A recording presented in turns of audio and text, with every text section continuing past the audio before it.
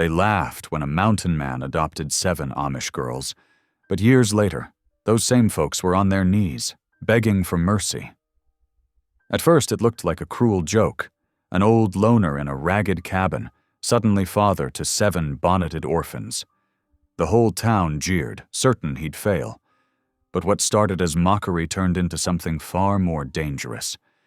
Because hidden in those girls' past was a secret deed, a claim that gave them control over the valley's water, the lifeblood of every ranch, every herd, every family. The cattle baron swore he'd crush them. Fires were lit, bullets flew, and the mountain man faced a choice no father should ever have to make: protect his family with vengeance or with mercy. As the valley dried to dust and desperate men came knocking at his door, one question hung heavy in the mountain air.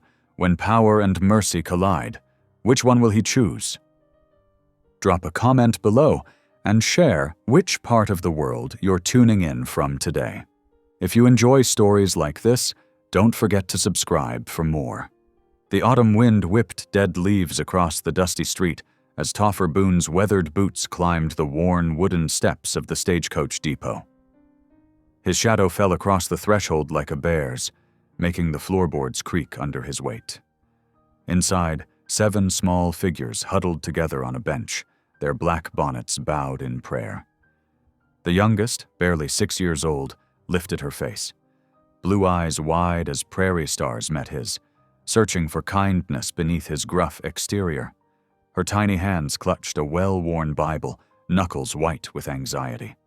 The oldest girl, 16 and tall as a young willow, kept her arm protectively around the shoulders of her youngest sister. "Time to go, girls," Toffer said softly, his usual growl gentled to avoid frightening them further. They had already been through enough, losing their parents in that terrible wagon accident 3 days ago. No kin to claim them, no Amish settlement within 500 miles to take them in. The county clerk, Mr. Peterson, shuffled papers on his desk near the depot window. "Now, Mr. Boone, are you certain about this? Taking on 7 children is no small matter, especially for a—" He paused, choosing his words carefully. "A confirmed bachelor such as yourself." Toffer's jaw set firm as granite. "I'm certain." He picked up the pen, its metal nib catching the wan afternoon light. His signature was rough but readable, years of marking trap lines and supply lists having kept his writing skills just sharp enough. Through the depot's grimy window, a crowd had gathered to witness the spectacle. Women in their Sunday best tittered behind lace fans, whispering predictions of disaster.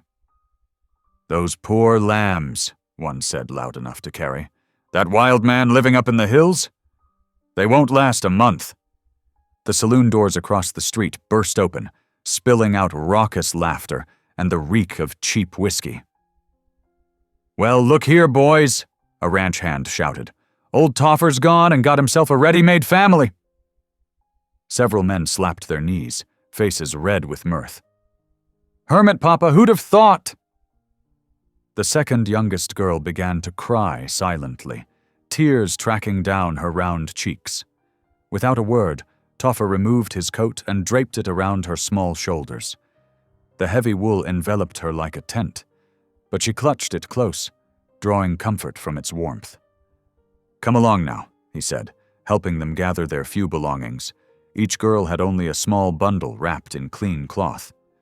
The oldest girl, Sarah, organized her sisters into a line, just as she'd done every day of their journey west before tragedy struck. Toffer led them out to where his buckboard wagon waited, helping each one up onto the rough wooden seat and bed. He'd spread clean straw and blankets in the back to make it more comfortable, knowing it would be a long ride up into the mountains. The town's laughter followed them like bitter music as he climbed up onto the driver's seat. "Giddy-ap," he called softly to his team of horses. The wagon creaked into motion, leaving the mockery and doubt behind. As they passed the last buildings of town, a sweet sound rose from the wagon bed. The girls had begun to sing. Their voices blended in perfect harmony, a German hymn that spoke of God's protection during dark times. "Gott ist die Liebe," they sang, their clear voices carrying on the wind. God is love. Let's me redeem. The familiar mountain trail stretched before them, winding up through stands of pine and aspen. Toffer felt the weight of responsibility settle across his shoulders like a heavy pack. These girls needed more than just shelter. They needed a father, a protector, a guide in this harsh land. He wasn't sure he was equal to the task, but he knew he had to try. The youngest one, Rachel, worked her way carefully forward until she sat beside him on the wagon seat. "Thank you, Mr. Boone," she whispered, her small hand patting his arm. "We asked God to send us someone kind." Toffer's throat tightened. He hadn't prayed since losing his Mary 5 years ago, but something stirred in his heart at the child's simple faith. The wagon rolled on as the sun began its slow descent behind the peaks, painting the clouds in shades of amber and rose. The girls continued singing as they climbed higher into the mountains, their hymns keeping time with the steady clip-clop of the horses' hooves. Each song spoke of faith, of God's provision, of hope in dark times. Toffer found himself humming along to one he remembered from his own childhood, though he couldn't recall the words. As dusk settled over the land like a purple blanket, they finally reached the clearing where his cabin stood. It wasn't much, a simple timber structure with a stone chimney, a barn for the horses, and a small vegetable patch now frost-killed and brown. But it was solid, built by his own hands, and it would keep out the winter winds. The girls fell silent as they looked at their new home. Toffer helped them down from the wagon, their feet making small prints in the dusty yard. The cabin looked rough and uninviting in the growing darkness, but it was all he had to offer. "It ain't much," he said gruffly, "but we'll make it better." Sarah, the oldest, squared her shoulders. "We are grateful, mister. Boone the Lord provides, and we will help make this a proper home." Toffer nodded, touched by her quiet strength. He led them inside, striking a match to light the oil lamp that sat on the crude table. The yellow light pushed back the shadows, revealing the cabin's sparse interior, a few chairs, a cook stove, shelves lined with preserved food, and his narrow bed in the corner. The girls huddled together, their bonnets casting soft shadows on the rough-hewn walls. They looked so small, so vulnerable in his bachelor's cabin. What did he know about raising children, let alone 7 proper Amish girls? The weight of his decision pressed down on him like a physical thing. Moving to the center of the room, Toffer removed his hat. The youngest girls watched with solemn eyes as he bowed his head. For the first time in 5 years, words of prayer formed on his lips, rusty but sincere. "Lord," he whispered, "give me strength to care for these little ones. Help me be the father they need." He paused, throat tight. "Amen." "Amen," the girls echoed softly, their voices filling the cabin with quiet hope. Outside, the wind whispered through the pines, and a lone coyote called to the rising moon. Inside, the lamp cast its gentle light over this newly formed family, warming the space between them with possibilities. Tomorrow would bring its challenges: beds to build, routines to establish, a life to rebuild from broken pieces. But for now, they were together, safe from the world's cruel laughter, ready to begin again. The youngest girl, Rachel, stepped forward and took Toffer's large, calloused hand in her tiny one. "Will you help us sing our evening prayer, mister?" "Boone. Dad always said prayer sounds sweeter when everyone joins in." Toffer looked down at her trusting face, then at each of the other girls in turn. Something long frozen within him began to thaw, like spring coming to the high country. "I reckon I could try," he said softly, and for the first time that day, a smile touched his weathered face. Dawn crept over the mountain peaks, painting the frost-covered meadow in shades of pink and gold. Inside Toffer's cabin, 7 pairs of eyes blinked open as the first light filtered through the cabin's single window. The girls had slept on straw pallets laid across the plank floor, their quilts pulled tight against the mountain chill. Sarah, the eldest, rose first. Her breath made small clouds in the cold air as she straightened her cap and smoothed her dark dress. "Sisters," she whispered, "time to rise and praise the Lord." The younger girls stirred, their movements rustling the straw. Little Rachel, only 6 years old, rubbed her eyes with tiny fists. "It's so cold," she murmured, pulling her quilt tighter. Toffer was already up, stoking the cook stove with practiced movements. He'd been awake since before first light, wrestling with the enormity of the task before him. 7 girls to feed, clothe, and teach, 7 hearts to heal. The weight of it sat heavy on his shoulders. "First things first," he said, his voice gruff but gentle. "Chores need doing before breakfast." He pulled on his coat and gestured for them to follow. "I'll show you what needs doing."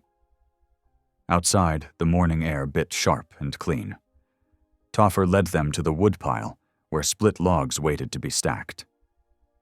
"Martha," he called to the second oldest girl, "watch careful now." He demonstrated the proper way to swing the axe, its blade catching the early light. Martha's first attempt barely bit into the wood. Her second swing went wide. But Toffer stayed patient, adjusting her grip, showing her how to let the axe's weight do the work. By the 10th swing, she'd found her rhythm. "Good," he nodded. "Rebecca and Ruth, you stack what Martha splits. Mind your fingers." At the goat pen, he showed Hannah how to approach the nervous animals. "Easy now," he murmured, guiding her small hands to the udder. "Gentle-like, see?" The goat stomped once, but settled, as Hannah found the right touch. Milk pinged against the tin pail, a sound that brought a smile to her serious face. "I did it," she exclaimed softly. Sarah and Leah took turns at the well, the old rope creaking as they hauled up buckets of icy water. Even little Rachel helped, carrying kindling in her apron. The work was hard, but they tackled it with quiet determination, their Amish upbringing showing in their steady approach to labor. Back inside, Toffer taught them to work the cook stove, showing them how to regulate the heat. "Too hot, it'll burn," he explained. "Too cool, it won't cook proper." He measured out cornmeal into a pot of boiling water, stirring steadily. "This here's mountain man breakfast. Ain't fancy, but it'll stick to your ribs." The girls watched intently as the meal thickened. When it was ready, they gathered around the rough-hewn table, heads bowed in prayer. Sarah led them in a quiet grace in German, then English. The mush was plain but filling, sweetened with a drizzle of precious honey from Toffer's stores. "We'll need supplies," Toffer announced as they finished eating. "Flour, seed for spring planting, some proper bedding." He saw worry flash across Sarah's face. "Don't fret about money. I've got some saved from my trap lines." The ride into town was quiet, the girls huddled together in the wagon bed. As they approached the main street, Toffer heard the whispers start. Women paused in their sweeping to stare. Men gathered in doorways, nudging each other and grinning. "Well, if it ain't the new papa," called one man, tobacco juice staining his beard. "Them girls still with you? Figured they'd have run off by now." Toffer kept his eyes forward, but he felt the girls draw closer together, their singing voices silenced by shame. At the general store, he helped them down from the wagon, his hand gentle on each small shoulder. The store owner, Mr. Jenkins, looked up as they entered, his face darkening. "We don't serve their kind here," he said flatly, jerking his chin toward the girls' plain dresses and bonnets. Toffer's hands clenched, but before he could speak, another voice cut through the tense air. "Now, Brother Jenkins," Preacher Reed said, stepping out from behind a barrel of apples. "Is that any way to treat God's children?" The circuit rider's weathered face was kind, but firm. "These girls need supplies, same as anyone else." Jenkins shifted uncomfortably under the preacher's steady gaze. "Ain't natural," he muttered. Mountain man taking in Amish young'uns. People are talking." "Let them talk," Preacher Reed said mildly. "I seem to recall another man who took in a child that wasn't his own. Name of Joseph. Good man, as I recollect." A flush crept up Jenkins' neck. After a long moment, he nodded curtly. "What do you need?" Toffer listed their requirements while the girls stood quietly, their hands folded. The preacher helped load the supplies into the wagon, pausing to speak softly to the gathered townsfolk who had come to stare. "Judge not," he reminded them, "lest ye be judged." The sun was setting by the time they reached the cabin, painting the sky in deep purples and golds. The girls helped unload the supplies, moving with the efficient teamwork that came from years of working together. Inside, Sarah and Martha began preparing a simple supper while the younger ones arranged their new bedding, real feather ticks to replace the straw pallets. The cabin slowly filled with the smell of baking bread and the sound of quiet conversation in Pennsylvania Dutch. As they gathered around the table, Rachel tugged at Toffer's sleeve. "May we sing the blessing?" she asked. "Like we did at home?" Toffer nodded, his throat tight. The girls' voices rose in perfect harmony, a hymn of thanksgiving that filled every corner of the cabin. The words were German, but the gratitude needed no translation. In the gentle lamplight, Toffer looked at each young face. Martha concentrating on cutting bread for her younger sisters. Hannah helping Rachel fold her hands properly. Sarah watching over them all with quiet strength. Something stirred in his chest, an emotion he hadn't felt since Mary died, the warm spark of family, of belonging. A memory surfaced, Mary saying she wanted children, her eyes bright with dreams. He'd been afraid then, unsure of his ability to be a father. Now here he sat, surrounded by 7 daughters who needed him. The irony might have made him bitter once, but tonight it felt like grace. The girls' voices wove together in another hymn. This one he recognized from his own childhood. Without thinking, he found himself humming along, his deep bass supporting their sweet sopranos. Rachel beamed at him, and even Sarah's serious face softened into a smile. Outside, the mountain night settled in, stars pricking through the darkening sky. Inside, lamplight gleamed on 7 bonneted heads and 1 graying one, as a broken man and 7 orphaned girls began the slow, careful work of becoming a family. A week had passed since their trip to town. The morning sun filtered through the cabin's small windows as Toffer laid out tools on the packed dirt floor. He'd spent the previous evening sawing pine logs into sturdy boards, and now it was time to put them to use. "Sarah, Martha, come here," he called to the 2 eldest girls. "Time you learned about building?" The girls approached cautiously, their plain dresses rustling. Toffer showed them how to hold the hammer, demonstrating the proper swing. "Like this, see? Let the weight do the work, just like with the axe." Martha's first nail went in crooked. Sarah's barely dented the wood. But Toffer remained patient, guiding their hands until they found the rhythm. Soon, the sharp tang of hammer-striking nail filled the cabin. "We're making bunk frames," he explained, laying out the design in the dirt with a stick. 4 sets, 2 to a wall. Save space that way. He paused, watching their faces. "Unless you'd rather sleep on the floor?" A ghost of a smile crossed Sarah's serious face. "No, sir. Beds would be most welcome." Rebecca and Ruth, the middle sisters, helped hold boards steady while their older sisters worked. Even Hannah, not quite 10, proved useful fetching nails from Toffer's toolbox. The youngest ones, Leah and Rachel, had been sent outside to gather kindling under the watchful eye of the older girls. "Mind you stay within sight of the cabin," Toffer had warned them. The girls had nodded solemnly, their small hands already reaching for fallen twigs.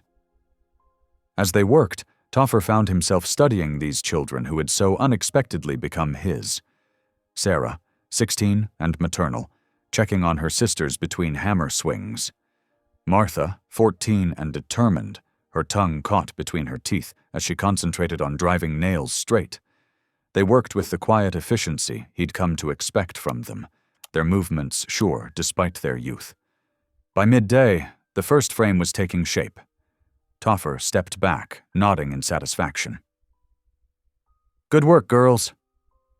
Time for dash. A clap of thunder cut him off. Dark clouds had gathered while they worked, and now the wind was picking up, rattling the cabin's shutters.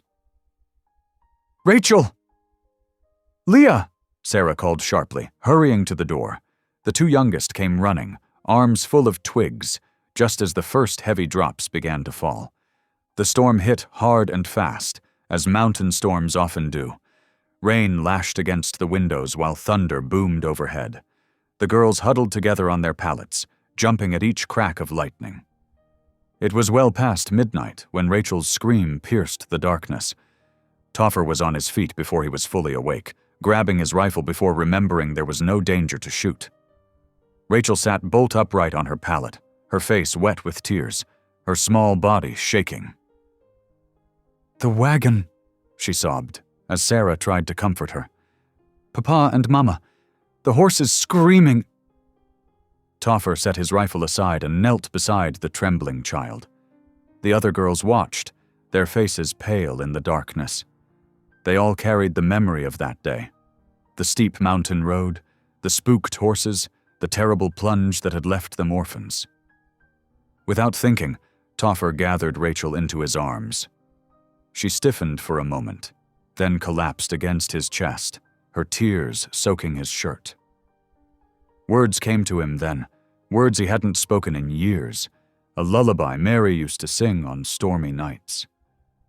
"Hush now, little one," he sang softly, his deep voice rough but gentle. "The storm can't harm you here." The melody was simple, a song about angels watching over sleeping children. Mary had learned it from her mother, who'd brought it over from Ireland. Gradually, Rachel's sobs quieted. The other girls drew closer, drawn by the unfamiliar sound of their guardian singing. Even Sarah's composure cracked a little, revealing the child she still was beneath her responsible exterior. "My Mary used to sing that," Toffer said when the song ended, his voice thick with memory. "Said it chased the shadows away." "Did it work?" Rachel asked in a small voice. "Every time." He smoothed her hair, then looked at each of the girls in turn. "You're safe here, all of you. This is your home now, and nothing's going to change that." The next morning dawned clear and bright. Toffer hitched up the wagon for their weekly supply run, noting how the girls moved with more confidence now, helping each other up onto the seat and into the back. The town was busy when they arrived, ranchers and farmers taking advantage of the fair weather after the storm. Toffer helped the girls down, noticing how they stayed close together, drawing strength from each other. They were nearly finished at the general store when a shadow darkened the doorway. Silas Harlan filled the frame, his expensive coat and polished boots marking him as the valley's wealthiest rancher. His cold eyes swept over the girls, his lip curling in disgust.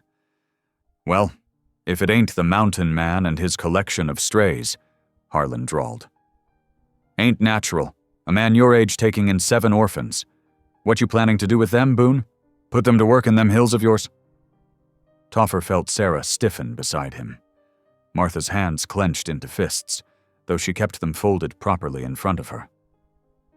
"They're my daughters now," Toffer said quietly, but with steel in his voice. "And they ain't your concern, Harlan." The cattle baron laughed, but there was no warmth in it. "Daughters? That what you're calling them? Raising nothing but trouble, mark my words. Ain't natural and ain't right." He spat on the floor near Rachel's feet. "Time somebody put a stop to it." Toffer stepped forward, placing himself between Harlan and the girls. The store went deadly quiet, everyone watching the two men. Harlan might have wealth and influence, but Toffer had a reputation of his own, one earned in the mountains where a man's word and strength were all that mattered. "Best move along, Harlan," Toffer said softly. "These girls are under my protection now. Anyone means them harm answers to me." For a long moment, the two men stared at each other. Then Harlan smiled, cold and sharp as a knife. "We'll see about that, mountain man." "We'll see." He turned and stalked out, his boots clicking against the wooden sidewalk. The ride home was quiet, each lost in their own thoughts. It wasn't until they were seated around the supper table that Rachel spoke up. "Are we trouble, Mr. Toffer?" she asked, her voice small. "Like that man said?" Toffer set down his fork, looking at each anxious face in turn. "Now you listen to me, all of you," he said firmly. "You ain't trouble. You're my girls now, and this is your home. Don't matter what Harlan or anyone else says about it." "But why does he hate us?" Hannah asked, her eyes wide. "Some folks can't stand seeing others happy," Toffer explained carefully. "Makes them mean inside. But that's their burden to bear, not ours." He managed a smile. "Now eat up. We've got more bunk frames to build tomorrow." The girls bent their heads over their plates, but Toffer noticed their shoulders had relaxed slightly. Sarah caught his eye across the table and gave him a small nod of thanks. Later, as the girls prepared for bed, their voices rose in an evening hymn. The familiar German words filled the cabin, and Toffer felt something shift in his heart. These girls weren't just charges to protect anymore. They were family. His family, and he'd move heaven and earth to keep them safe. Outside, the moon rose over the mountains, casting long shadows across the valley. Inside, 7 girls and 1 mountain man continued the careful work of healing, of learning to trust, of becoming whole again. Together, Sunday morning dawned crisp and clear. Toffer stood before the cabin's clouded mirror, struggling with his tie while watching the girls prepare through the reflection. They moved like a gentle stream around the cabin, helping each other with bonnets and adjusting their simple black dresses. "Here, let me help you with that, mister." "Toffer?" Sarah offered, stepping forward to straighten his tie. Her nimble fingers made quick work of the knot he'd been fighting. There. Much better. The wagon ride to town was quiet except for the girls' soft humming. As they approached the white-painted church, Toffer could see clusters of townspeople gathered outside, their Sunday best gleaming in the morning sun. The conversation died as he helped the girls down from the wagon. The whispers started immediately. "There's that mountain man. Those poor Amish girls. Ain't natural taking in 7 at once." Martha, 14, gripped Rachel's small hand tighter. The 6-year-old pressed close to her sister's side as they walked up the church steps. Toffer followed behind, his weathered boots feeling out of place on the polished wooden stairs. Inside, the congregation parted like water around stones, leaving empty pews on either side of where Toffer and the girls settled. The oldest 3, Sarah, Martha, and Rebecca, sat straight-backed and dignified, though Toffer could see the tension in their shoulders. The younger ones huddled close, drawing comfort from each other. Preacher Reed stood at the pulpit, his kind eyes taking in the scene before him. His sermon that morning spoke of welcome and acceptance, of finding family in unexpected places. "The Lord works in mysterious ways," he said, his gaze settling on Toffer's pew. "Sometimes he sends us exactly what we need, though it may not come in the package we expected." After the service, while most of the congregation hurried past with averted eyes, Preacher Reed made his way directly to Toffer. His weathered face creased in a warm smile as he clasped Toffer's hand. "Brother Boone," he said warmly, "it does my heart good to see you and these fine young ladies in church today." Toffer shifted uncomfortably. "Been a while since I darkened a church door, preacher." "The Lord's house is always open," Reed replied, then lowered his voice. "I know it ain't easy what you're doing. Taking in these girls, facing down the town's judgment. But you're doing right by them, Toffer. Stay steadfast." "Much obliged, preacher," Toffer mumbled, touched by the man's support. The next morning, Toffer was clearing space in the storage shed when he found it, a battered leather satchel he'd forgotten about, tucked away since the day he'd brought the girls home. It had belonged to their father, salvaged from the wagon wreck along with the few possessions they'd been able to save. He carried it into the cabin, where Sarah was teaching the younger girls their letters at the rough-hewn table. "Remember this?" he asked, setting it down carefully. Sarah's eyes widened. "That was Papa's," she whispered. "He always carried it with him." Together they opened the satchel. Inside were carefully preserved papers, deeds, documents, and letters, all written in precise handwriting. Though Toffer's reading wasn't the best, he could make out enough to know these were important. He carefully returned them to the satchel, storing it in the trunk where he kept his own important papers. "Best keep these safe," he told Sarah. "Might be important someday." That afternoon, while Toffer worked in his vegetable patch, the sound of horses drew his attention. A group of riders passed along the lower trail, led by Silas Harlan himself. The cattle baron sat tall in his expensive saddle, surveying the valley like a king inspecting his domain. Later that evening, Toffer rode into town for supplies. As he passed the saloon, Harlan's voice carried clearly through the open windows. "County land auction's coming up next month," the cattle baron was saying. "Time to settle this water rights business once and for all. That mountain creek's been running wild too long. Needs to be put to proper use." Laughter and agreement followed his words. "Ain't right, letting all that water go to waste up there," another voice added. "Good thing somebody's finally taking charge." Toffer loaded his supplies quickly and headed home, troubled by what he'd heard. The creek that ran through his property was the lifeblood of his small farm, essential for the girls' vegetable garden and their few animals. The sun was setting by the time he finished his chores, casting long shadows across the yard.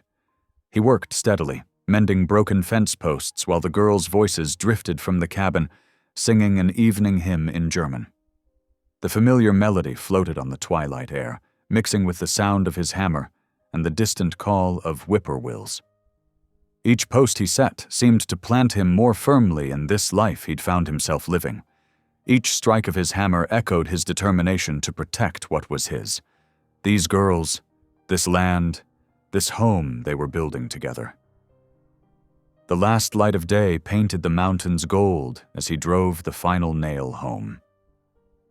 In the cabin windows, lamps were being lit, their warm glow promising supper and family and belonging.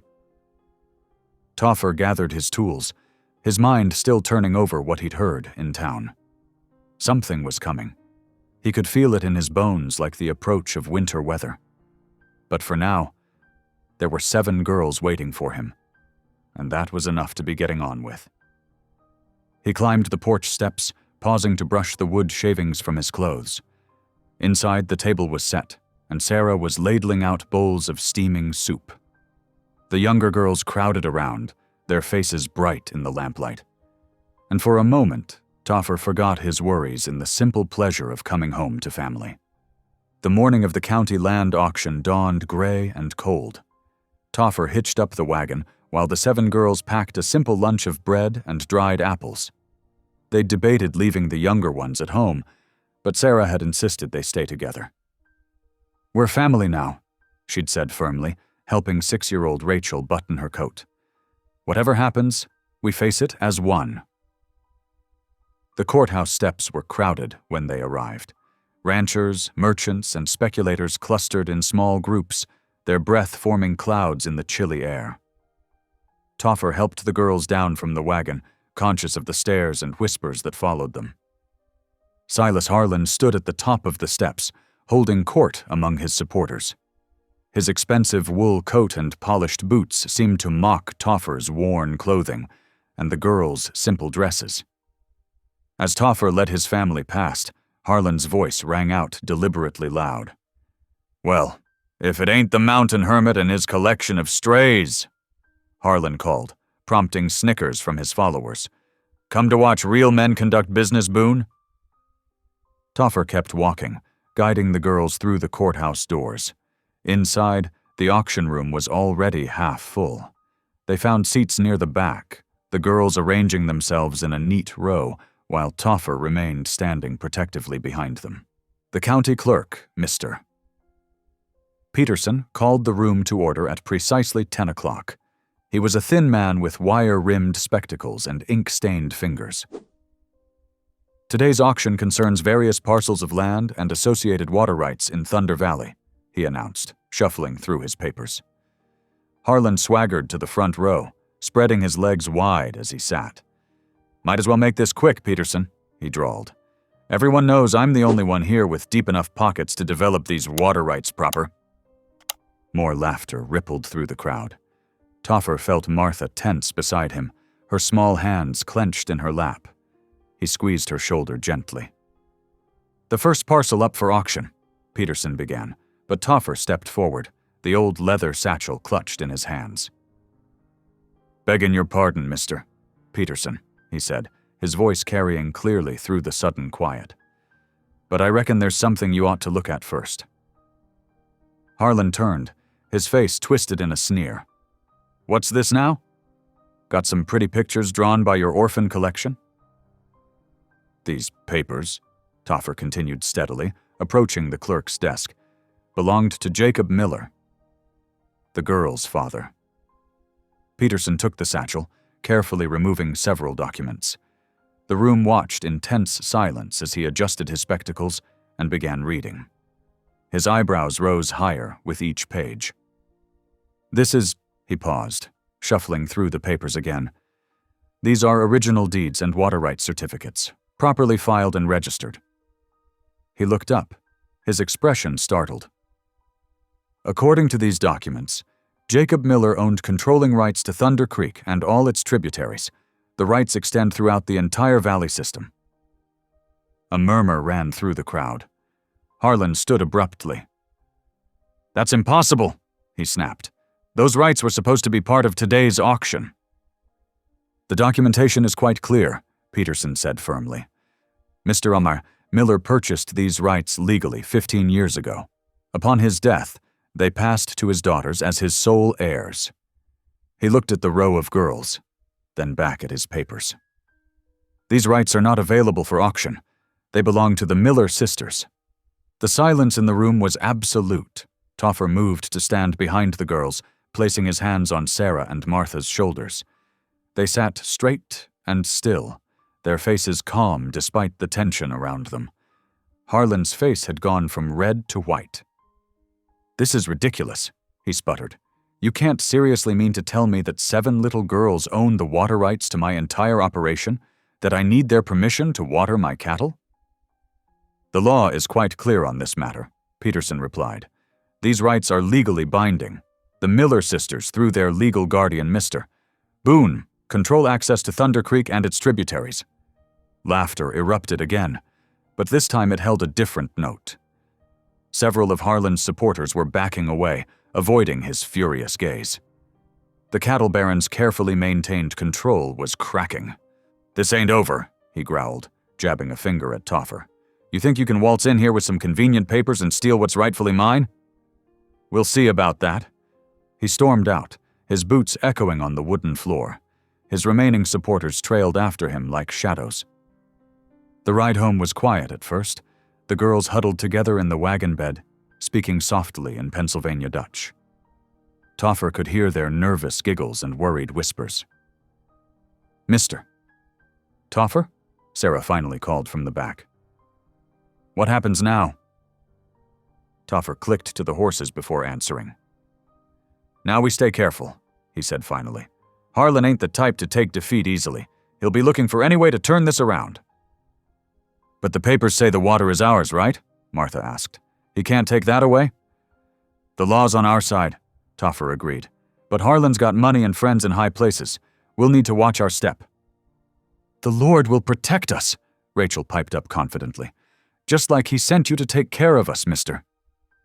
Toffer. Toffer felt his throat tighten at the simple faith in her voice. "Reckon you're right about that, little one," he managed. "But the good Lord expects us to use the sense he gave us, too. So we'll be staying close to home for a while, and nobody goes anywhere alone. Understood?" A chorus of, "Yes, mister." Toffer answered him. They reached the cabin just as dusk was falling. Toffer helped the girls down, watching as they hurried inside to start supper. Through the windows he could see them moving about, lighting the lamps, their shadows dancing on the walls. The warm yellow glow spilling from the cabin windows seemed different tonight. It still spoke of home and family, but now it also signaled something else: power, responsibility, and the knowledge that their lives had changed in ways they were only beginning to understand. Toffer unhitched the horses and led them to the barn, his mind turning over the day's events. The lamplight from the cabin followed him, a beacon in the gathering darkness. Inside, he could hear the girls singing as they worked, their voices rising sweet and clear in the evening air. The sound steadied him, reminding him what he was fighting for. Whatever Harlan might be planning, Toffer would be ready. He had 7 reasons to stand his ground, 7 precious souls depending on him to keep them safe. The water rights might have given them power in the valley, but it was their bond as a family that would give them the strength to face whatever came next. The morning sun cast long shadows across Thunder Valley as Toffer drove the wagon into town, his mind heavy with the previous day's confrontation. The girls needed supplies, flour, sugar, and thread for mending, but he couldn't shake the feeling that something had shifted in the valley overnight.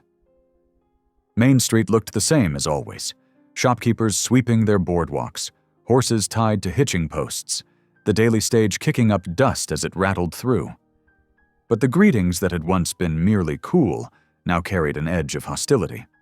Folks who used to nod in passing turned their backs or ducked into doorways. Outside the general store, 3 ranchers huddled in conversation. They fell silent as Toffer approached, their faces hard with suspicion. Inside, Mrs. Peterson, the clerk's wife, measured out flour with tight lips and darting eyes. "Heard tell you're aiming to charge folk for water now," she said, her voice brittle. "Fixing to get rich off honest working people." "That ain't true, ma'am," Toffer replied quietly. "We're just trying to—" The bell above the door jangled as 2 more ranchers entered. They planted themselves near the counter, arms crossed, watching. Mrs. Peterson's movements grew more hurried as she wrapped his purchases. Outside again, Toffer caught fragments of whispered conversations. "Control the whole valley. That hermit and his bonneted brood. Starve us all out." The saloon doors swung open, and Silas Harlan emerged into the morning light.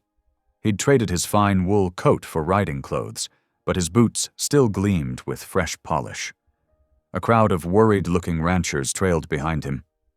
"Mark my words," Harlan's voice carried across the street, pitched to reach every ear. "That mountain man will have us all begging before winter's end. First, he'll charge for water. Then he'll raise the price when we can least afford it." He jabbed a finger toward the sky. "Your cattle will die of thirst while he sits pretty with his 7 little taskmasters." Murmurs of agreement rippled through the growing crowd. Toffer felt the weight of hostile stares as he loaded his wagon. A clod of dirt struck the wheel, followed by derisive laughter. "Best watch yourself, Boone," someone called out. "Accidents happen to folks who get too big for their britches." Toffer kept his face neutral as he climbed onto the wagon seat. The threat hung in the air like gun smoke as he clicked to his horses and turned toward home. Instead of heading straight back to the cabin, he guided the team down a narrow track that led to Preacher Reed's modest house. The circuit rider was home, thank Providence, sitting in his front porch rocker with his Bible open on his lap. "Rough morning in town?" the preacher asked, marking his place with a ribbon. Toffer eased himself onto the porch steps. "Harlan's been busy," he said, "spreading poison about how we aim to rob folks blind." Josiah nodded slowly. "Fear's a powerful weapon in the wrong hands. Harlan knows just how to stir it up." He leaned forward, his weathered face serious. "What do you plan to do?" "Ain't rightly sure," Toffer admitted. "The girls need protecting, but I don't want to be the cause of good folks losing their livelihood neither. Sometimes the Lord gives us power not to use it, but to show mercy," the preacher said quietly. "Remember David sparing Saul in the wilderness?" Toffer shifted uncomfortably. Since his wife's death, he'd avoided such discussions, but the girl's simple faith had begun to soften something in him. "Reckon that took more strength than fighting," he allowed. "Indeed it did." Josiah smiled. Perhaps there's a way to use these water rights to bring peace instead of division. The valley's big enough for everyone if folks remember how to share. They talked a while longer, the preacher's calm wisdom helping to settle Toffer's troubled thoughts. As he prepared to leave, Josiah pressed a small Bible into his hands. "For the girls," he said, "and maybe for you too when you're ready." Toffer's next stop was a small clearing where Redbird, the Cherokee widow, had her cabin. She was working in her herb garden, her dark hair touched with silver at the temples. She straightened as he approached, brushing dirt from her hands. "I heard about the water rights," she said without preamble. "The valley buzzes like angry hornets." "Seems everybody's taking sides," Toffer replied. Redbird nodded, her eyes knowing. "White men often forget. Water belongs to no one. Like air, like sunshine, the Creator gives it freely." She gestured to her garden. "See these plants? Some need much water, some little, but all must have their share to live." "Harlan don't see it that way," Toffer said. "He wants it all for himself." "Men like him are never satisfied," Redbird agreed. "They take and take until nothing remains." She moved to a shelf outside her cabin and selected several bundles of dried herbs. "These will help the little ones sleep when worry comes, and this," she handed him a smaller packet, "is for strength when decisions weigh heavy." "Much obliged," Toffer said, touched by her kindness. "Be careful," she warned as he turned to go. "Harlan's pride is wounded." Wounded pride makes men dangerous, like a hurt snake striking blind. The sun was settling toward the mountains when Toffer finally reached home. Sweet smells drifted from the cabin, fresh bread baking, soup bubbling. Inside, he found the girls hard at work. The older ones were at the stove, while the younger ones set the table with careful precision. "We made extra loaves," Sarah announced proudly, "for the widow Redbird and preacher Reed." "That's right thoughtful of you," Toffer said, setting down his packages. The simple goodness of their hearts never failed to humble him. After supper, as twilight painted the sky in soft purples, the girls gathered around the table as was their custom. Rachel, the second eldest, brought out a small hymnal saved from their father's belongings. "Will you learn a song with us, mister?" "Toffer?" she asked shyly. "It's one Mam used to sing when we were frightened." Toffer hesitated. He hadn't sung since his wife died.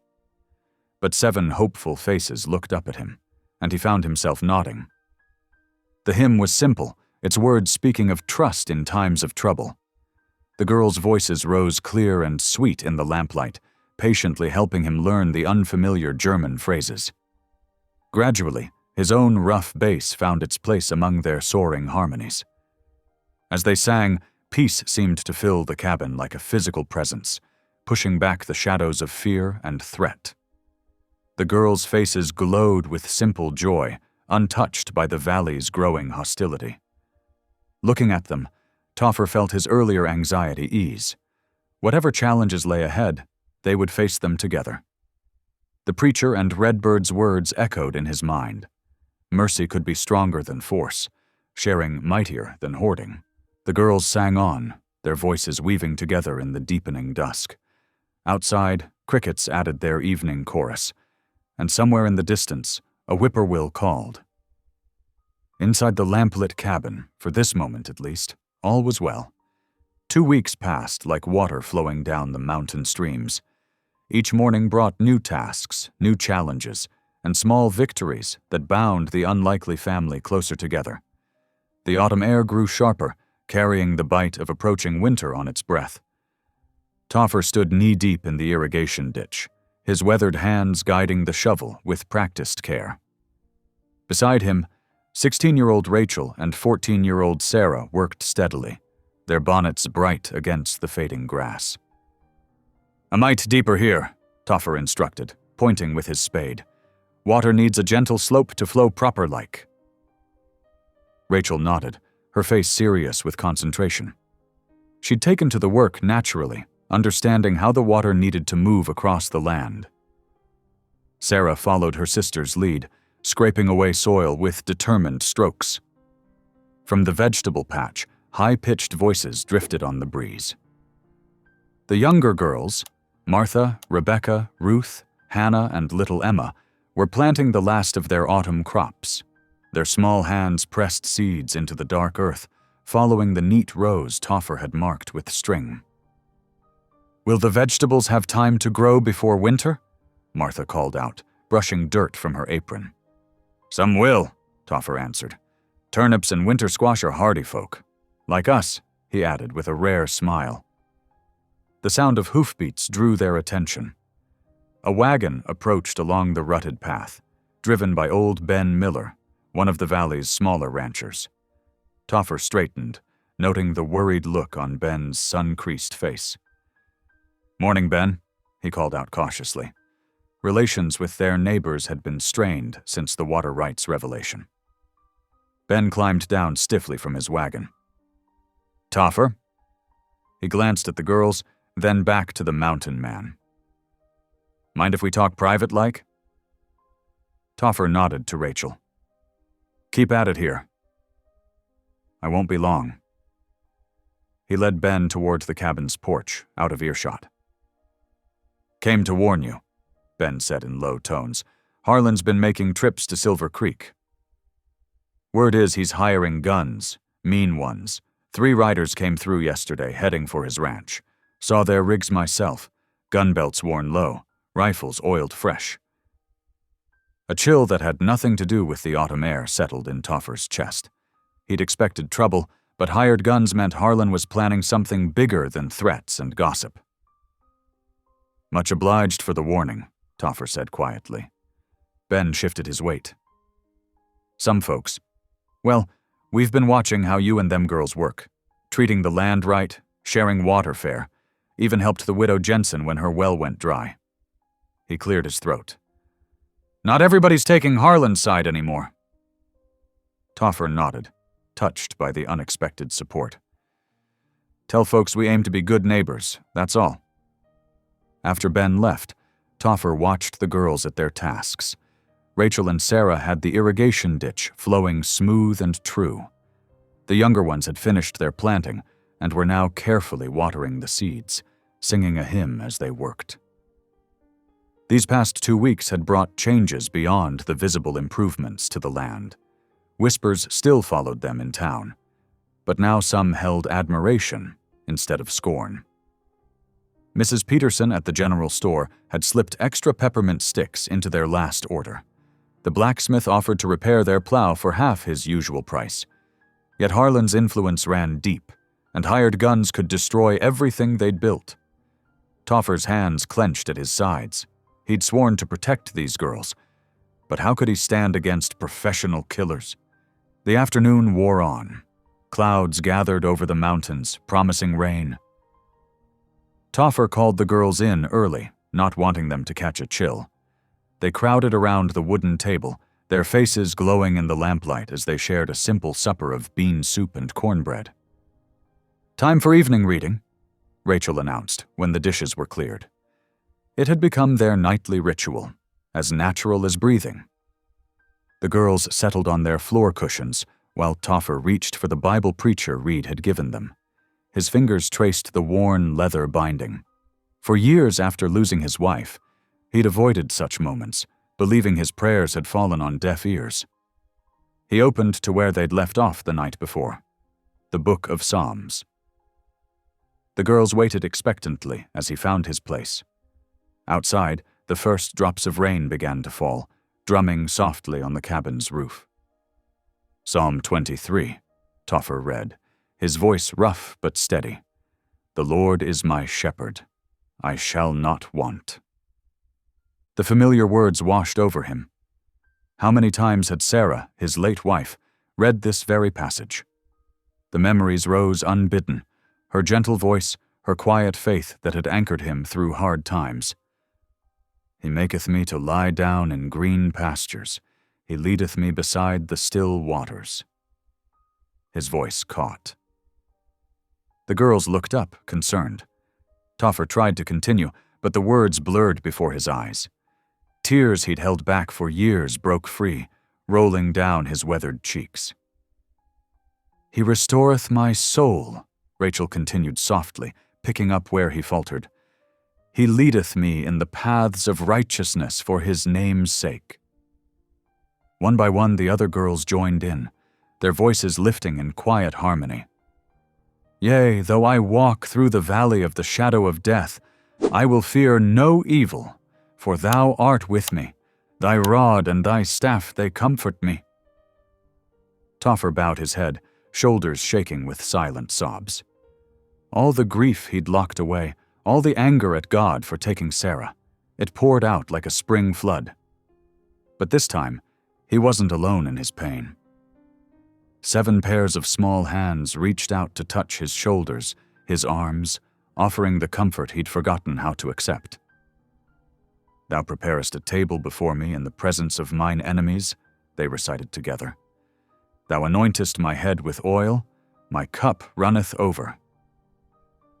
The rain fell harder outside, but inside the cabin, something long frozen was finally thawing. Toffer felt prayers rising in his heart again, not the bitter questions of his grief, but simple words of gratitude for these 7 gifts he'd never expected to receive. "Surely goodness and mercy shall follow me all the days of my life," they finished together, "and I will dwell in the house of the Lord forever." When the last word faded, they sat in peaceful silence.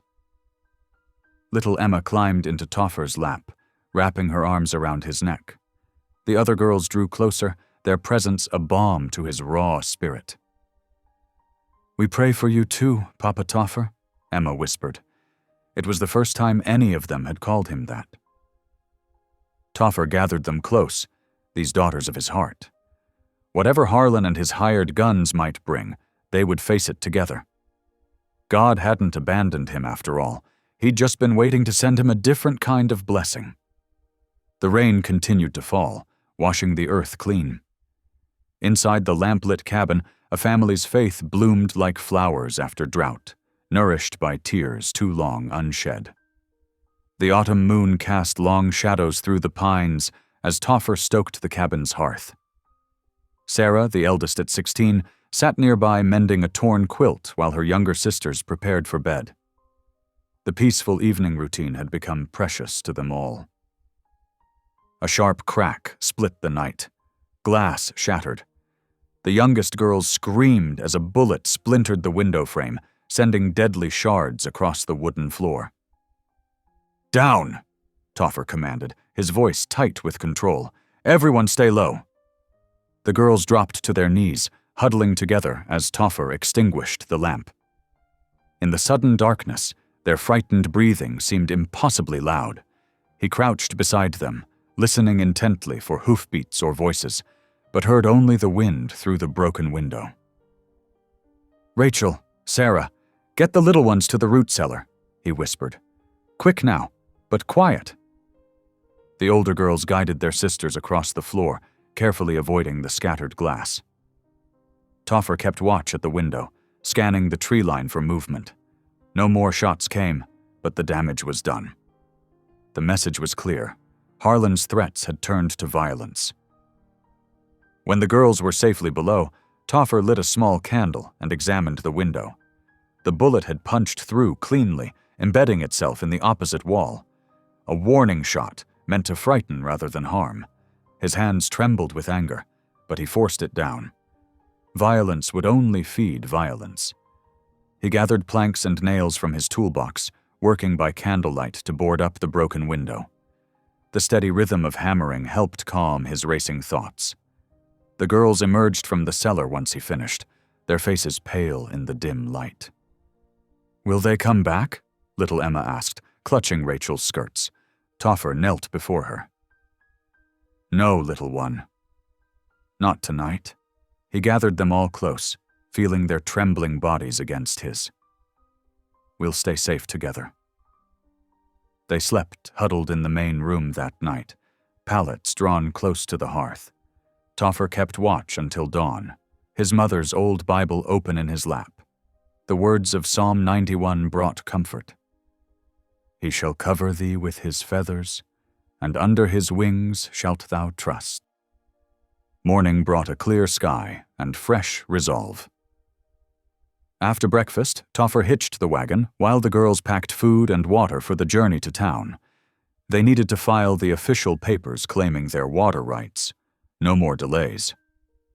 "Stay close together," he instructed as they approached the courthouse. "No wandering off today." Inside, the clerk's office was cool and dim. Papers rustled as Mr. Jenkins, the elderly clerk, examined their documents with painstaking care.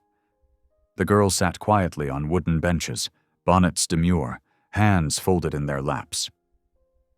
"Everything appears to be in order," Mr. Jenkins said finally. "The late Mr. Yoder's claim to the water rights is quite clear. His daughters are the legal heirs. He began preparing the official forms with careful penmanship." The courthouse door creaked open. 3 men entered, Harlan's hired guns, their gun belts riding low. They lounged against the wall, apparently casual, but their eyes never left Toffer and the girls. Sarah gripped Emma's hand tighter. Martha began humming softly, a hymn their mother had taught them. One by one, her sisters joined in, their quiet harmony filling the tense air. "Be still, my soul. The Lord is on thy side." The familiar words seemed to strengthen them all. Toffer kept his attention on Mr. Jenkins, refusing to acknowledge the gunman's presence. His signature was steady as he signed the final papers. "There now," Mr. Jenkins announced, stamping each page with official seals. "The claim is properly recorded. These copies are yours to keep, Mr. Boone." "Much obliged," Toffer said quietly, gathering the precious documents. The gunman made no move to stop them as they left, but their cold stares followed every step. Outside, Toffer helped the girls into the wagon, constantly aware of watching eyes. "Papa Toffer," Rebecca whispered, "I'm scared." "I know, child." He squeezed her hand. "But remember what the good book says about fear?" "Perfect love casteth out fear," she quoted softly. "That's right." He clicked to the horses, and they started the long ride home. The afternoon sun was setting when they reached the cabin. Toffer did a careful check of the surroundings before allowing the girls inside. Nothing seemed disturbed, but the boarded window was a stark reminder of their vulnerability. That evening, the girls gathered around the table as usual. Their voices were shakier than normal as they sang their evening hymns, but they refused to let fear silence them. The melody of Amazing Grace drifted through the cabin, stronger with each verse. "Through many dangers, toils, and snares I have already come." Their sweet voices helped chase away the shadows gathering in the corners. When the last note faded, Toffer called them together. One by one, he hugged each child, breathing in the familiar scents of soap and wool and innocence. "Listen now," he said softly. "I promise you'll be safe here. God didn't bring us together just to abandon us." "But the bad men," Hannah started, "have no power over our souls," Toffer finished firmly. "We'll meet their hatred with love, their violence with peace." "That's the way your pa would have wanted." Rachel nodded solemnly. "Like Jesus said, love your enemies." "It's not easy," Toffer admitted, "but it's right." He tucked them into their beds, making sure each girl had her favorite quilt. Little Emma clutched her rag doll close, already half asleep. Martha and Rebecca whispered their prayers together, their voices growing drowsy. "Sleep tight now," he murmured, kissing each forehead. "Angels are watching over you." The older girls stayed awake longer, helping him clean up from supper. Sarah paused at the boarded window, touching the rough planks. "What if they come back?" she asked quietly. Toffer placed a gentle hand on her shoulder. "Then we'll face it together, with faith instead of fists." "Your pa taught you girls a better way than violence. Reckon it's time I learned it too." She smiled up at him, trust shining in her eyes. "Good night, Papa Toffer." "Good night, daughter," he whispered. One by one, the girls drifted off to sleep. Their peaceful breathing filled the cabin as Toffer settled into his chair by the hearth, rifle across his knees. He prayed for strength to keep his promise, to protect them without becoming what he fought against. Outside, the wind whispered through pine needles. An owl called softly in the distance, and in the cabin's warm darkness, a family's faith stood firm against the gathering storm. The autumn morning dawned crisp and clear as Toffer and the girls made their way to the courthouse. 3 weeks had passed since their first filing, weeks filled with anxious waiting and whispered prayers. The girls wore their best dresses, bonnets pristine, while Toffer had attempted to tame his wild beard and don his single proper shirt. Inside the courthouse, morning sunlight streamed through tall windows, casting long shadows across the wooden floor. The girls sat quietly on the hard benches, hands folded in their laps, while Toffer stood straight-backed before the judge. Judge Harrison, a man with kind eyes and silver hair, adjusted his spectacles as he reviewed the final documents. After careful consideration of all evidence presented, the judge began, his voice carrying through the hushed room. This court affirms the legitimacy of the deed belonging to the late Samuel Yoder, and hereby transferred to his 7 daughters, now under the legal guardianship of Mr. Toffer Boone. Rachel, the eldest at 16, squeezed Martha's hand. Tears glistened in her eyes as the judge continued. The water rights to Crystal Creek and its tributaries are hereby confirmed as their lawful property. Judge Harrison's gavel struck with finality. So ordered. A collective breath released from the girls. Sarah, usually so composed, let out a small squeak of joy before covering her mouth with her hand. Even Toffer's weathered face softened with relief. Mr. Jenkins, the clerk, approached with the official papers. "Congratulations, Mr. Boone," he said warmly, handing over the documents. "These belong to you and your family now." Toffer's rough hands trembled slightly as he accepted the papers. "Much obliged, sir," he managed, his voice thick with emotion. As they filed out of the courthouse, several townspeople offered tentative smiles. Mrs. Peterson, the baker's wife who had once whispered behind her fan, stepped forward with a wrapped loaf of fresh bread. "For your celebration," she said softly, pressing it into little Emma's hands. The ride home was filled with quiet joy. The girls' voices lifted in hymns of thanksgiving, their sweet harmony floating across the valley. Even Toffer found himself humming along, his deep bass joining their soprano notes. When they reached home, the autumn afternoon had warmed to perfection. Golden sunlight bathed the meadow beside their cabin, where wildflowers still bloomed despite the late season.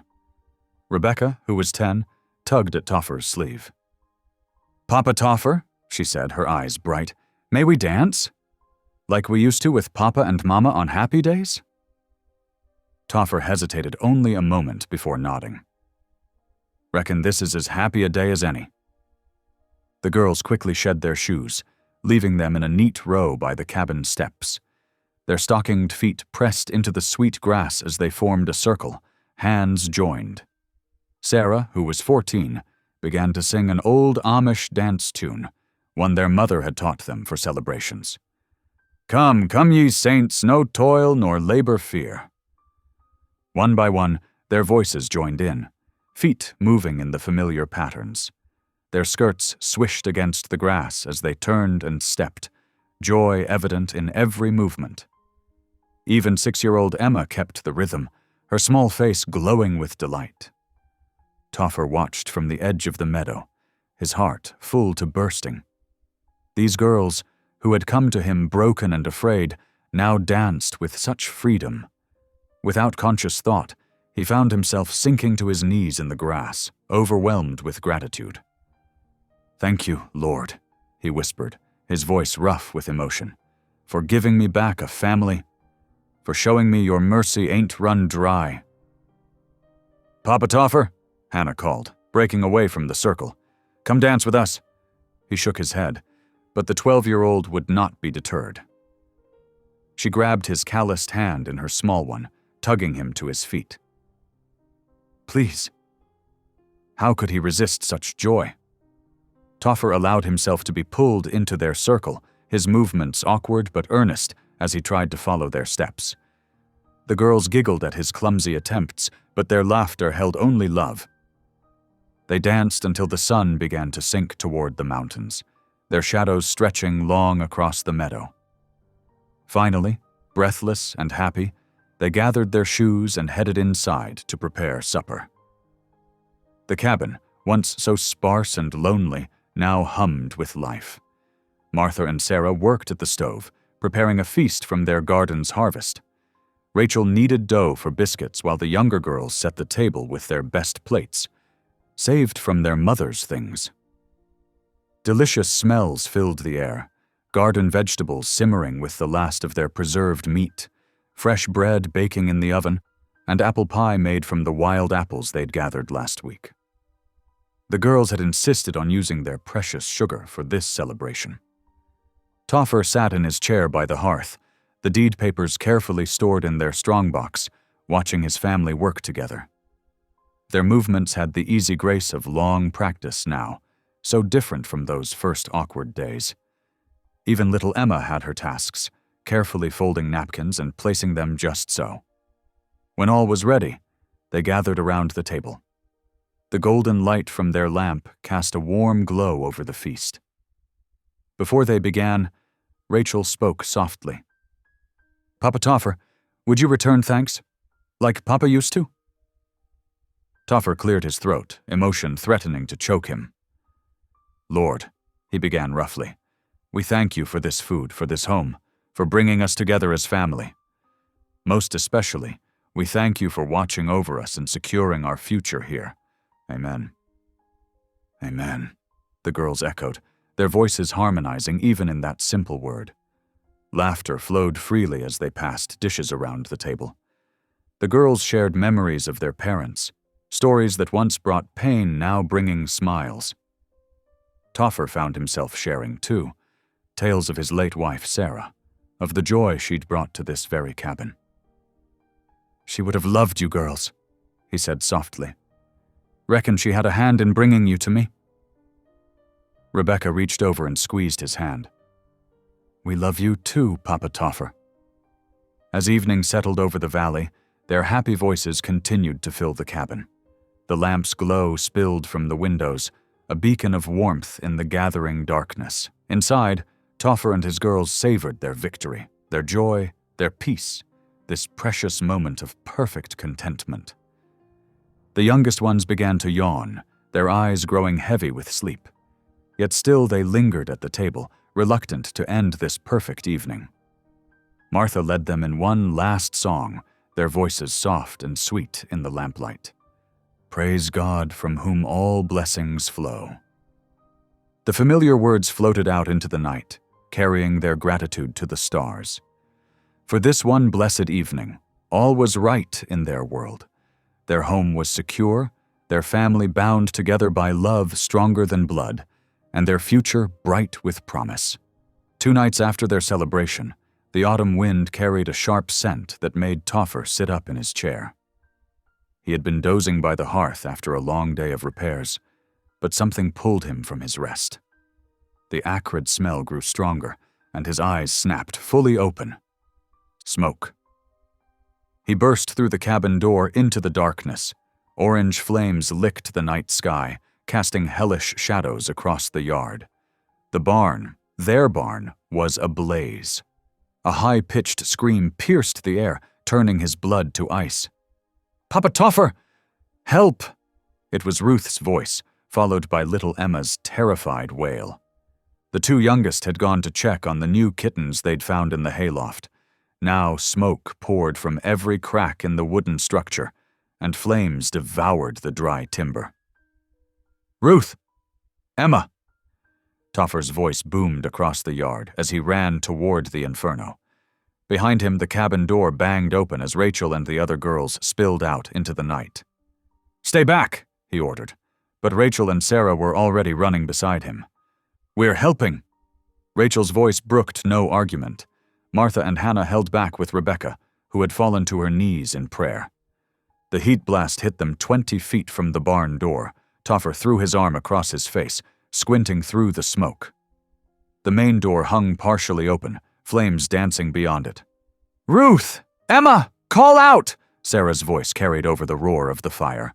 "Up here!" Ruth's answer came from above, followed by coughing. Toffer's heart clenched. The hayloft. The girls were trapped in the hayloft with the fire below them. He burst through the door, Rachel and Sarah close behind.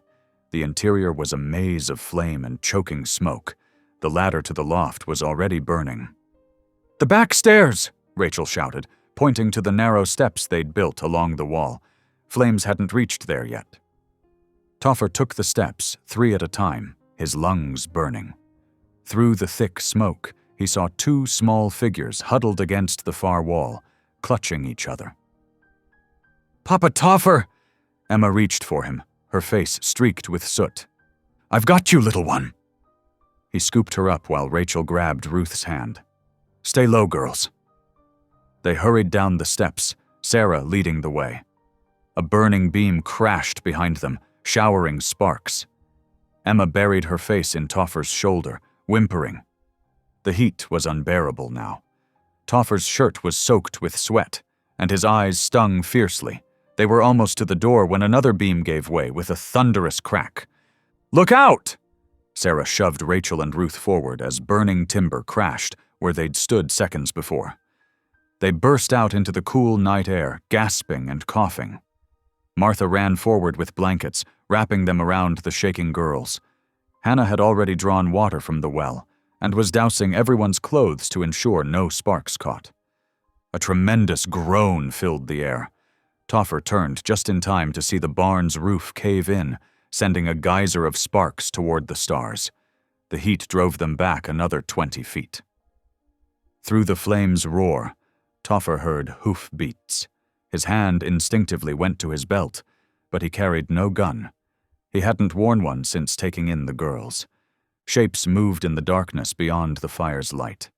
Neighbors, he realized.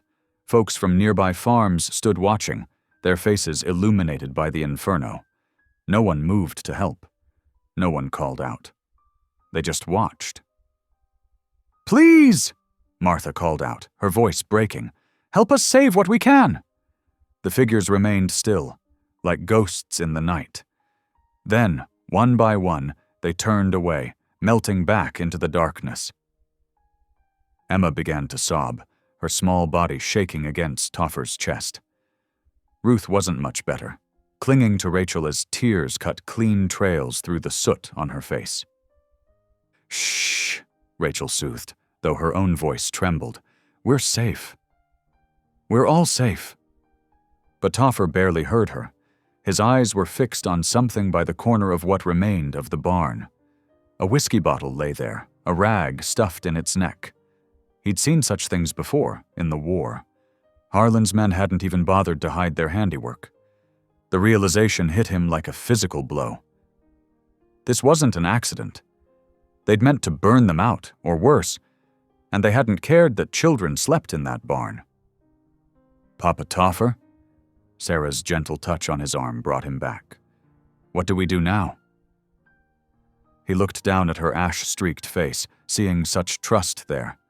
All the girls watched him, waiting for him to make things right. But how could he? The neighbors had turned their backs. The law wouldn't help. Harlan owned too many badges. And Toffer's throat tightened. Where was God when flames nearly took his little ones? When neighbors watched children burn? The faith he'd only just reclaimed felt like ashes in his mouth. "Let's get inside," he managed roughly. "Clean everyone up." The girls moved together, supporting each other toward the cabin. Martha carried Emma now, while Sarah and Hannah helped Ruth. Rachel lingered behind with Toffer, her eyes full of understanding beyond her years. "He's trying to drive us out," she said softly. Toffer nodded, unable to speak past the lump in his throat. "We won't let him win." Rachel's voice held steel beneath its gentleness. "God didn't bring us this far to abandon us now." But Toffer barely heard her. His eyes remained fixed on the burning ruins of their barn, where 2 of his girls had nearly died. The smoke stung his eyes, but the tears that fell had nothing to do with that. Inside the cabin, the girls moved with quiet efficiency. Martha heated water while Hannah gathered clean clothes. Sarah and Rebecca worked together to check Emma and Ruth for burns, finding only minor ones that needed attention. Through it all, Toffer sat in his chair, strength gone. The girls had nearly died. His girls. Because he hadn't been strong enough, hadn't been ready enough, because he dared to think they could have peace. Papa Toffer? Emma's small voice broke through his dark thoughts. She stood before him in a clean nightgown, her face scrubbed pink, though her eyes were still red from crying. Will you pray with us? Like you did at supper the other night? The other girls paused in their work, watching. Toffer opened his mouth, but no words came. How could he pray? What was there left to say to a god who let children burn? I can't, little one. His voice came out rough, broken. Not tonight. Emma's face fell, but Rachel stepped forward, gathering her sisters with a look. Then we'll pray for you too, Papa Toffer. The girls formed their circle there in the cabin, their voices rising soft but sure in prayer. Toffer remained in his chair, apart from them, his faith as broken as his heart. Outside, the barn continued to burn, its light casting strange shadows through the cabin windows. The girls' prayers mixed with the crackle of flames and the whisper of wind, but Toffer heard none of it. All he could hear was the echo of his children's screams, and all he could see was the backs of neighbors turning away. The night stretched long before them, full of smoke and shadows and shattered trust. Dawn crept over the mountains, painting the smoke-filled valley in shades of gray. Toffer stood among the barn's smoking ruins, his boots crunching on charred timber. The autumn wind carried the bitter scent of ash and loss. The destruction was complete.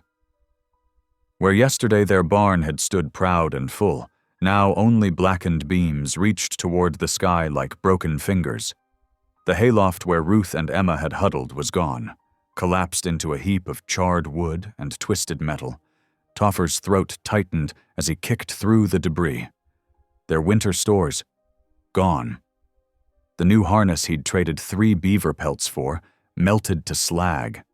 The tools they'd need to survive the coming months, buried somewhere in this wasteland of ash and ember. Papa Toffer?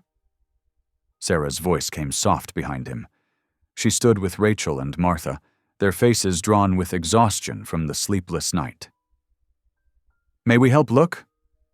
He wanted to send them back inside, to spare them this scene of destruction. But they were already moving forward, careful steps through the ruins of their home. Mind the hot spots, he warned gruffly, and wear gloves. The younger girls emerged from the cabin now too.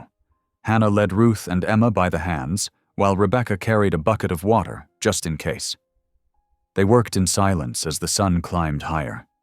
Every so often one of the girls would find something, a twisted hammerhead, a half-melted pot, the charred remains of their feed sacks.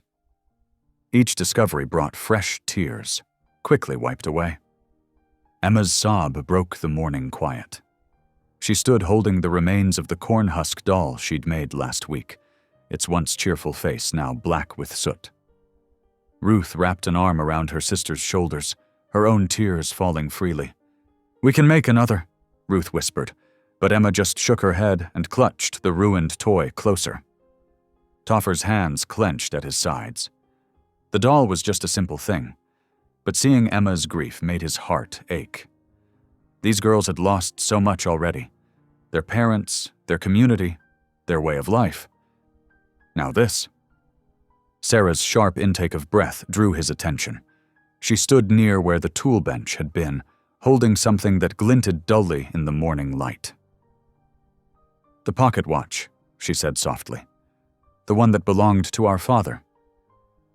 The gold case was scorched and dented, but when Sarah carefully opened it, the face was intact. The hands stood frozen at 11:47, the moment the fire had reached it. More discoveries followed, each one a fresh wound. Martha found her mother's recipe book, its pages fused together. Hannah uncovered the remains of their winter quilting project, reduced to ashes and twisted thread. Rebecca's carefully stored dried herbs were nothing but scattered char. The sun climbed toward noon as they searched. The girls worked steadily, forming neat piles of what little they could salvage, but their shoulders drooped lower with each passing hour, the weight of their losses growing heavier. Toffer watched them, his heart heavy. These weren't just things they were finding. They were pieces of the life they'd built together. The barn had been more than storage. It had been where they'd gathered eggs each morning, where they'd told stories while mending harness, where they'd sheltered during storms. Now it was gone, and with it, their security. The thought that had haunted him all night grew stronger. They weren't safe here. Harlan wouldn't stop. Next time it might not be the barn. Next time they might not reach the girls in time. The day wore on, the girls working through their tears. When the sun began to sink, Toffer called them inside. They needed to eat, needed to rest. Tomorrow would bring its own challenges. Martha and Sarah worked together at the stove, preparing a simple supper of beans and cornbread. The other girls set the table, their movements slow with exhaustion. The familiar routine felt hollow now, overshadowed by the smoking ruin visible through their windows. Toffer watched them gather, these 7 girls who'd become his family. They were strong, stronger than anyone gave them credit for, but they were also children. Children who deserved better than living in fear. As they settled around the table, Toffer cleared his throat. "Girls," he began, his voice rough. "I've been thinking." 7 pairs of eyes turned to him, waiting. He saw trust there, and something else. Determination. "Maybe," he struggled to find the right words. "Maybe it's time we thought about moving on. Finding somewhere safer." "No," the word burst from Emma, surprising them all. Her small face was fierce despite the tears that still stained her cheeks. "This is our home." "Emma's right," Rachel said quietly. Her steady gaze met Toffer's. "God brought us here for a reason." Sarah nodded. "He saved us from the wagon crash that took our parents." "And he saved Ruth and Emma from the fire," Martha added, reaching for her younger sister's hands. "We cannot run," Rebecca said, her soft voice carrying conviction. "The Lord tests our faith through trials." Hannah spoke up then, quoting from memory. "Though I walk through the valley of the shadow of death, I will fear no evil." Toffer looked around the table, seeing not frightened children but young women of faith. Their faces showed weariness, yes, but also strength. The kind of strength that came from believing in something bigger than fear. "Papa Toffer," Ruth said, using the name they'd given him with special emphasis. "When you found us at the stage depot, you didn't run from the townsfolk's laughter. You didn't let their mockery stop you from doing what was right. And when Mr. Harlan threatened us over the water rights," Sarah continued, "you stood firm because it was just—" Rachel reached across the table, taking Toffer's weathered hand in hers. "God saved us twice, Papa. We cannot run." The simple faith in their voices struck him like a physical blow. Here he was, a grown man ready to flee, while these girls, these incredible, brave girls, stood firm in their conviction.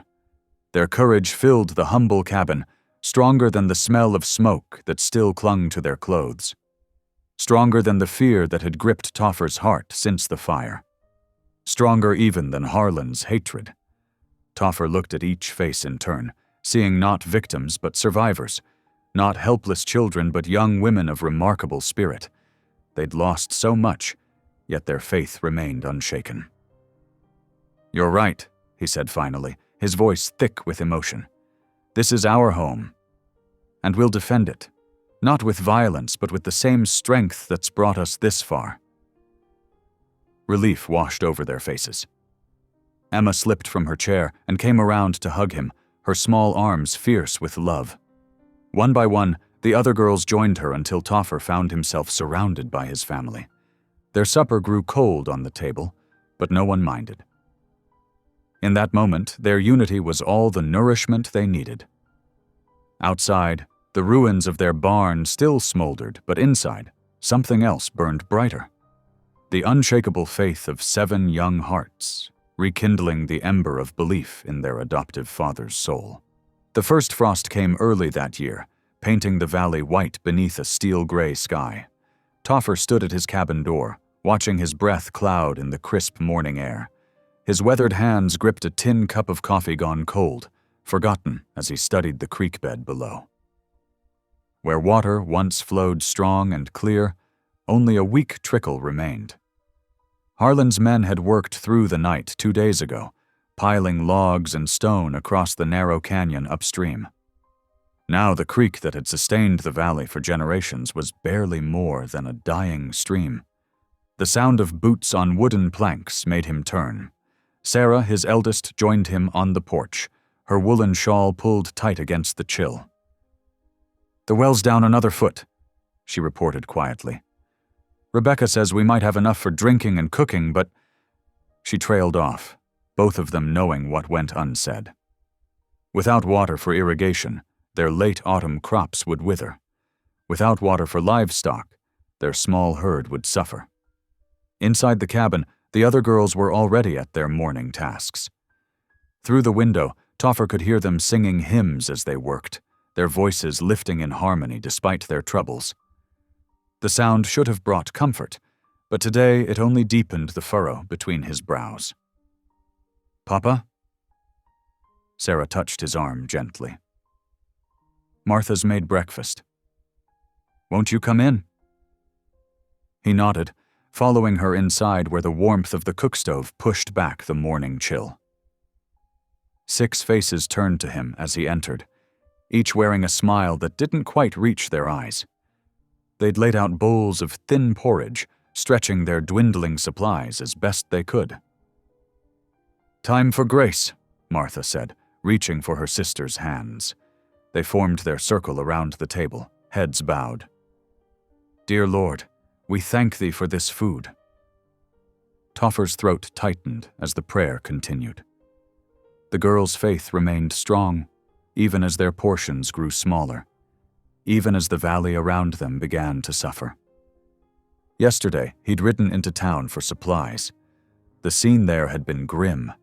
Gardens withered in yards, cattle lowed weakly in dry pastures, and worry lines creased every face he passed. Harlan's dam wasn't just hurting Toffer's family, it was choking the life from the entire community. The general store's shelves had been half empty. "Can't get regular deliveries no more," the shopkeeper had explained, wringing his hands. "Wagons won't come through until the water situation's sorted." His eyes had darted nervously toward the saloon, where Harlan's men gathered, then back to Toffer. "Ain't right what's happening, but ain't nobody brave enough to speak against it." Now, watching his girls eat their meager breakfast, Toffer felt the familiar burn of anger rise in his chest. But Hannah's soft voice broke through his dark thoughts. "Would you like to learn a new hymn, Papa?" she asked, hope bright in her young face. "It's about trusting in times of trouble." Before he could answer, a knock at the door made them all freeze. Emma, the youngest, pressed closer to Rebecca's side as Toffer rose to answer it. The telegraph operator's boy stood on the porch, shifting from foot to foot in the cold. "Message for Mr. Boone," he said, thrust a yellow envelope forward, then hurried away without waiting for a reply. Toffer's fingers were stiff as he opened the telegram. The girls watched in silence as his face darkened with each word he read. "Water rights claim causing undue hardship stop. Offer $5,000 for immediate sale. Stop. Decide quickly before price drops. Stop." Harlan! The paper crumpled in Toffer's fist. $5,000 was more money than he'd ever seen at once. It could buy them a new start somewhere else, somewhere safe, somewhere with enough food to fill 7 growing girls' bellies. But it would mean letting Harlan win, letting him take control of not just their water, but the whole valley's future. Without a word, Toffer crossed to the hearth. The morning fire still burned low, feeding on the last of their firewood. He opened his hand, letting the crumpled telegram fall into the flames. "Papa?" Ruth's voice was barely a whisper. "We're not selling," he said firmly, watching the paper blacken and curl. "This valley belongs to all of us, not just them that can afford to buy it." Sarah stood, her face set with determination. "Then we'll need to be extra careful with the water we have left. Rebecca and I can show the younger ones how to catch snow from melting, like we did in our old community. And I can mix some of last summer's dried vegetables into the porridge," Martha added. "Make it more filling without using more water." One by one, the girls offered suggestions, their voices growing stronger with purpose. They'd faced hardship before, Toffer realized. Their Amish upbringing had taught them not just faith, but practical ways to endure lean times. Through the window, he could see Harlan's dam in the distance, a dark slash across the landscape. The sight of it still made his hands clench, but the girl's quiet strength helped calm the storm inside him. They finished their breakfast in silence, each lost in thought. As Martha and Hannah cleared the dishes, Emma tugged at Toffer's sleeve. "Papa," she said softly, "when Mama and Papa died, we thought we'd never have a home again. But God sent you to us. He won't abandon us now, will he?" Toffer looked down into her earnest face, remembering the scared little girl he'd first met at the stage depot. She'd grown stronger since then. They all had. "No, little one," he answered, surprising himself with how much he meant it. "He won't abandon us." The morning wore on. Outside, the weak sun did little to warm the frost-covered ground. The creek's trickle seemed even smaller, a whisper where there should have been a song. But inside the cabin, 7 girls moved through their daily tasks with quiet determination, their faith a stronger current than any stream Harlan could dam. Toffer watched them work, wrestling with the bitterness that threatened to overwhelm him. It would be easy to give in to anger, to let hatred drive him to violent action. But that would mean becoming what Harlan already was, a man who put power above people's needs. Instead, he picked up his Bible, the one the girls had given him when they first arrived. Its pages fell open to a psalm they'd read together just days ago. "Be still and know that I am God." The words seemed to echo in the quiet cabin. Be still, even as the valley suffered, even as their resources dwindled, even as Harlan tightened his grip on their future. The girls' voices rose again in song as they worked, a hymn about finding strength in times of trial. Toffer closed his eyes, letting their faith wash over him like the water they so desperately needed. They would endure, they would find a way, and they would do it together. Not with violence or vengeance, but with the quiet strength that had brought them this far. Outside, the first snowflakes began to fall, dancing past the window like tiny answers to their prayers. The winter sun rose pale and weak over the valley. A week had passed since Harlan's telegram, and the drought's grip had only tightened. Toffer stood at his cabin door, watching a line of wagons approach through the morning frost. His shoulders tensed as he recognized the ranchers who had once laughed at him in town. Now they came with heads bowed, hats in hands. Their faces were drawn with worry and lack of sleep. Behind them, the mountain creek lay silent, choked by Harlan's dam, except for the small flow he allowed to Toffer's land. "Mr. Boone," the first rancher said, voice rough, "we've lost 3 heads already. Wells are running dry. Even the schoolhouse had to close." He swallowed hard. "We're asking, begging for help!" Through the cabin window, Toffer could hear his girls starting their morning routine, their soft footsteps moving across the wooden floor. The sound reminded him of all the times these same men had mocked their bonnets and plain dresses. "Mighty different tone than you had a few months back," Toffer said, his voice cold. Another rancher stepped forward. "You're right to be bitter, mister." Boone. "We treated you and them girls poorly, but our children are thirsty. Our livestock are dying." Toffer's hands clenched. He could taste vengeance, sweet and tempting. Let them suffer as he had suffered. Let them know what it felt like to be powerless. But then Martha's voice lifted in a hymn inside the cabin, and her sisters joined one by one. The sound of their harmony drifted out like a gentle rebuke to his anger. That evening, after the ranchers had gone, Toffer knelt beside his bed. The girls' singing continued from the main room, accompanied by the soft glow of lamplight under his door. His words came slowly at first, rusty with disuse. "Lord," he whispered, "help me choose right over easy." He prayed until his knees ached, until the singing faded to silence and the lamp went dark. When he finally stood, his path was clear. Dawn found him walking alone to the head gate, frost crunching under his boots. His hands trembled as he gripped the heavy lever, not from the cold, but from the weight of his choice. With one pull, he could save or condemn the valley. The metal groaned as he heaved it open. Water rushed forth, breaking free of its constraints, cascading down toward the parched valley below. The sound filled the morning air like music, like his girls' hymns of praise. Toffer stood watching as the creek remembered its song, knowing he had chosen mercy over vengeance. The water flowed on, carrying hope to those who had once scorned him, transforming the valley with each passing moment. The valley awakened like a creature stretching after long sleep. Clear water coursed through dry creek beds, bringing life back to the parched earth. Cattle rushed to drink, their desperate lowing turning to contented sounds as they drank their fill.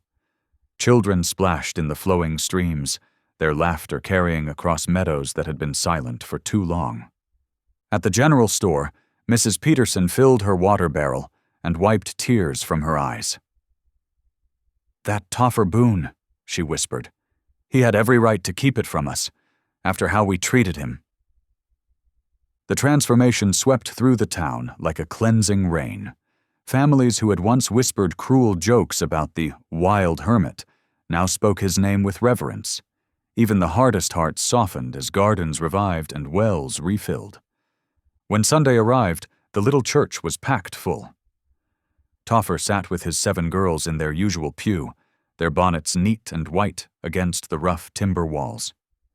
Redbird, dressed in her finest shawl, sat nearby, her dark eyes bright with pride for the man who had chosen the harder path of forgiveness. Preacher Josiah Reed stood tall in his pulpit, his weathered face solemn. "Brothers and sisters," he began, "we have witnessed true strength this week. Not the strength of fists or firearms, but the strength that flows from faith." His gaze found Toffer's. "When our neighbor chose mercy over vengeance, he showed us Christ's own heart." The 7 girls rose then, their voices lifting in harmony. The hymn they had sung so often in their cabin now filled the church, touching every heart with its simple grace. Even the men who had once mocked them from the saloon door stood silent, heads bowed in respect. As evening settled over the valley, Toffer's cabin glowed like a beacon on the mountainside. Inside, the girls moved through their familiar routines, setting the table, tending the fire, sharing stories of their day. Their laughter mixed with the crack of kindling and the soft murmur of prayer. Toffer sat in his chair by the hearth, watching his family with quiet joy. The bitter loneliness that had gripped him for so long after his wife's death had melted away, replaced by something stronger, the love of 7 daughters, and a valley's gratitude. The lamplight spilled through the windows, warm and welcoming, just like the mercy that had flowed down from the mountain. In choosing forgiveness over revenge, Toffer had found more than peace. He had found his way home. Thanks for tuning in. These stories remind us that life is more than headlines. It's about heartlines. Subscribe if you want more moments that make you pause, feel, and reflect.